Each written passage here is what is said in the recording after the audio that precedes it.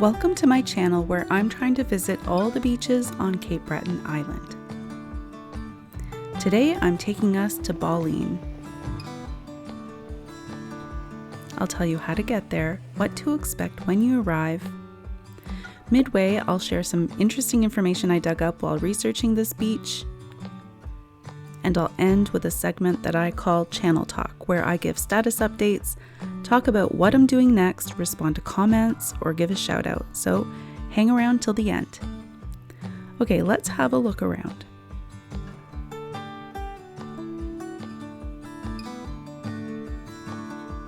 Check it out from all angles.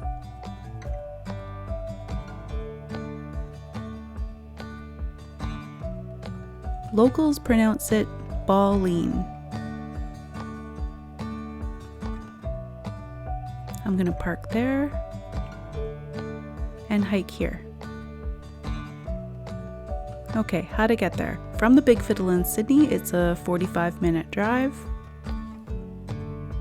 The nearest gas stations are located in Catalone, Albert Bridge, and there's a general store in Lewisburg. If you're interested in the coordinates, here they are. Who owns this land? This is provincial crown land. It's a nature reserve.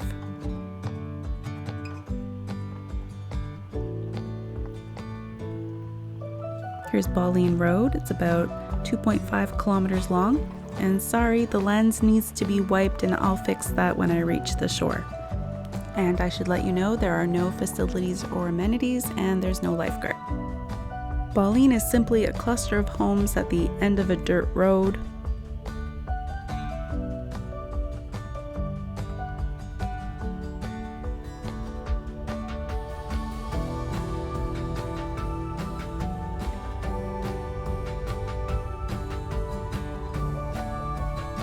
Somebody has a sense of humor. They have silhouettes on some of the power poles.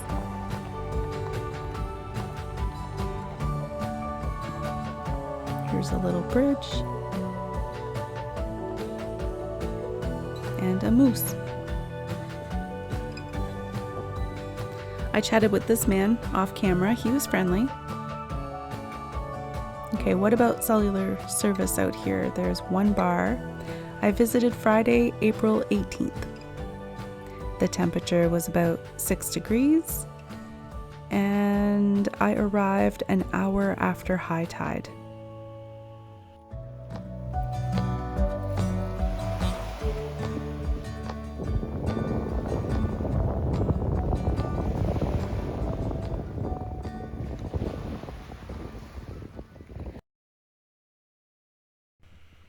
To get to the shore, all you have to do is follow the road to the right of the property. You might have to jump onto their driveway temporarily to get around this. If you see a black lab, this dog is friendly. Her name is Rosie.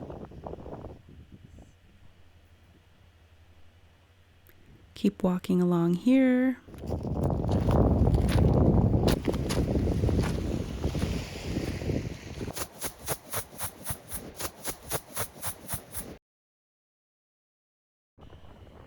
All right, the first 10 minutes is rocky like this, but then it will improve, you'll see.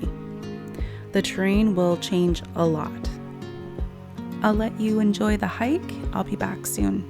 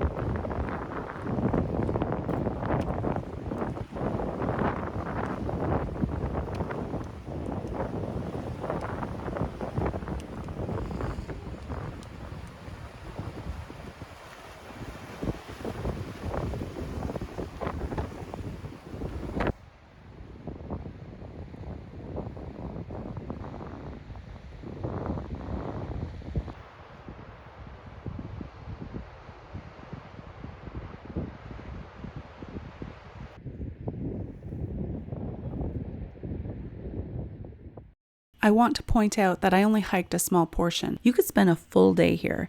If you're hiking like you're on a mission, an average person can reach Baleine Head in about 35 minutes. On my way out there, I was stopping often to record video and enjoy my surroundings, but on my way back, it took me about 35 minutes. In total, I was there for 2 hours plus an hour and a half for driving. I left home just after lunch and I was back home by supper time.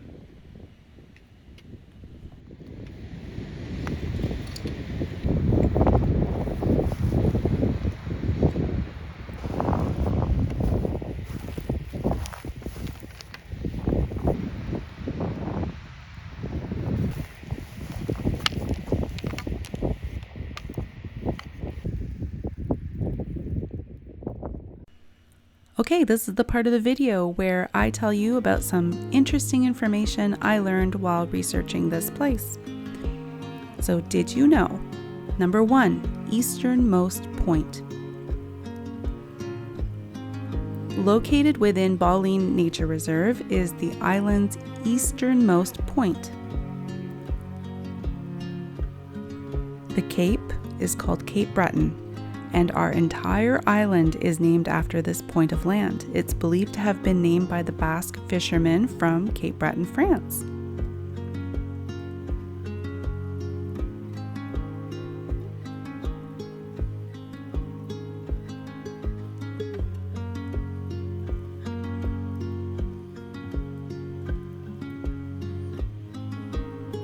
Another theory, Cape Breton was named after the Bretons, people from northwest France.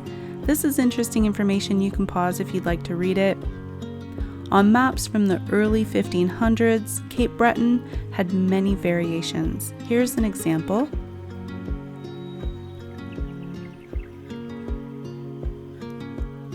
And here's another example.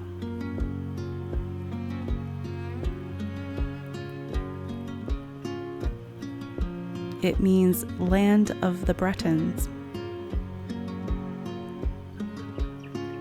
All right, number 2, former names of Baleine.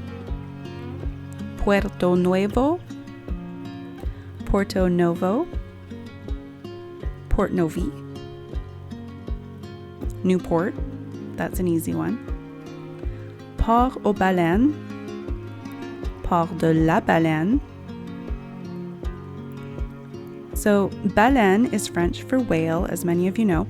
It is said there is a rock at the harbor entrance that resembles a whale. Today, the place is simply called Baleine. You can pause the video if you'd like to read this. Number 3, Fort Rosemar.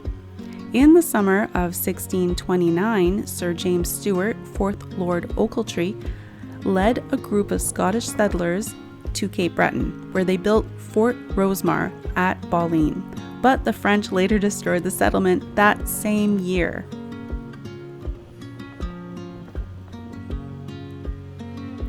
Number 4, Beryl Markham. Beryl Markham was a pilot, among many other things, born in England in 1902, lived most of her life in Kenya.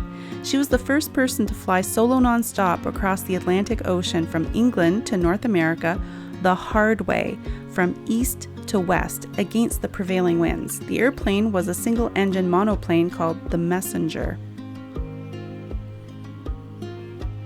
She took off from Abingdon Royal Air Force Field in England on September 4th, 1936 at 6:50 p.m. She flew all through the night.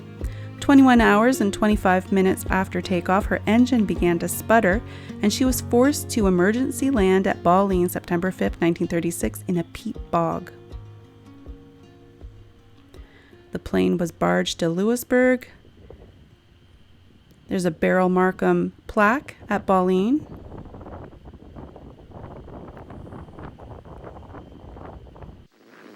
On September 4th, 1936, Beryl Markham finally took off into still threatening skies and swung her plane, the Messenger, out over the forbidding Atlantic. She flew west with the night. Being alone in an aeroplane, for even so short a time as a night and a day, irrevocably alone, with nothing to contemplate but the small size of your courage. Such an experience can be as startling as the first awareness of a stranger walking by your side at night. You are the stranger. Markham flew without radio and with only primitive navigational equipment. She sat uncomfortably, wedged between two extra fuel tanks inside the cabin. For 17 hours, she flew blind, alone in the immense darkness. The plane had no fuel gauge. When her engine suddenly died, she had to cut in the reserve tank. As she groped in the darkness for the switch, her plane plunged from 2,000 feet to less than 300 feet above the waves in just 30 seconds. At daybreak, she lived through this nightmare once more. My engine began to shudder before I saw the land. It died. It spluttered. It started again and limped along. It coughed and spat black exhaust toward the sea. The engine cuts once more, but she doesn't start. This time she's dead as death.